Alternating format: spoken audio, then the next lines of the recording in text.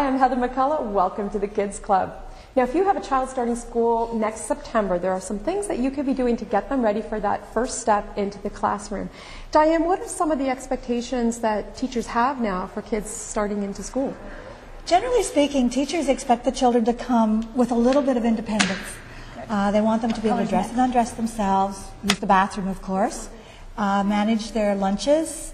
They should recognize their name if it's printed, so for their cubby, they can find their cubby. They should be able to interact with the other children, wait their turn, help with classroom cleanup, just some of those nice social skills and independent skills that we like to see in our 4-year-olds.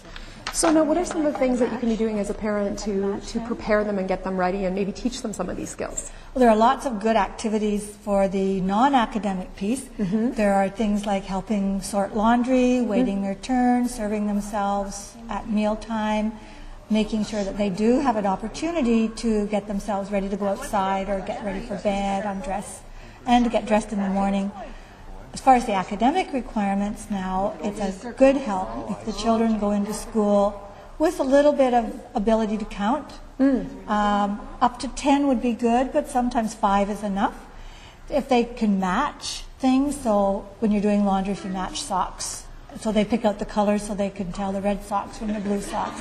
It also helps them with their dressing because then they can pick the red socks if that's what they want to wear. Some early learning for reading. So if your child is interested in books, that's a big, big, big step.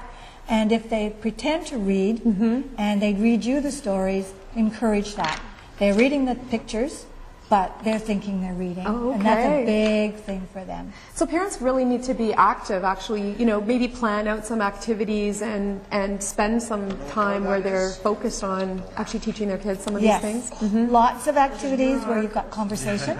Lots of activities where they're using their hands. So you can find out are they right-handed or left-handed. How are they holding the pencil? That's really important when they go into school. And just encouraging their imagination. Now, are there some resources that are available that can help parents sort of find some of these activities? Yes. The Early Years Center is a wonderful place to go. They have drop-in every day and lots of activities for families and the children. The library locally has activities, and I'm sure all the community libraries do things. And there are playgroups locally in the communities as well. Nursery school or daycare, if that's an option for some families, it's a great resource.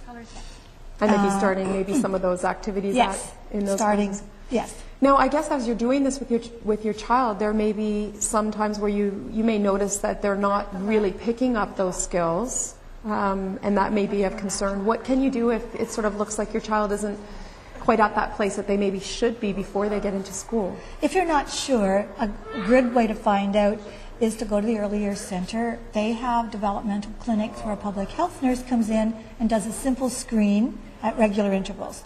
And they would be able to tell you if you did have concerns or not. The next step would be if you had a major concern and you realized my child isn't talking the way I think they should be talking, or they're having a lot of trouble with fine motor skills or gross motor skills, they're very clumsy, that sort of stuff. Then you should call 5 Counties Children's Center, and they will be able to do an assessment and give you an idea of whether or not there are concerns, and if there are, then they can help with therapy.